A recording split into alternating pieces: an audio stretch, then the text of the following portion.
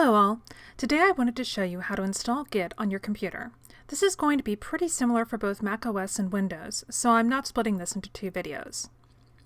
Just a note, I'm not going to be doing any screen captures since I don't want to risk uninstalling Git on my systems. I'm in the middle of some pretty big projects and I'm a bit of a scaredy cat. So if I can get a hold of an unadulterated Mac or Windows machine, I'll update this video. Let's start with macOS. The first thing you should do is open up a terminal window and type in git-version. For most Macs, this will prompt you to install it if it isn't already installed. If this doesn't work, the official Git website points to a GUI installer. You can download it and follow the prompts to get it installed. Make sure you use the link on the official site. You're sent off to SourceForge, and SourceForge often contains some questionable downloads, often masquerading as installers for popular applications, like Firefox.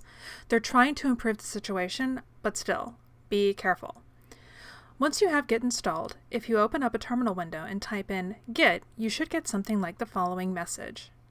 Now, let's do Windows. For Windows, go to the official Git site and look for the GUI installers. Download it and follow the instructions on the installer. Once it's done, open up a command window and type in Git. If you get a long help message, then you're good to go. And that's it. Git's fairly easy to install, thankfully. And that's all I have for today. In the next video, I'm going to go over creating a repository on your local machine and dealing with files.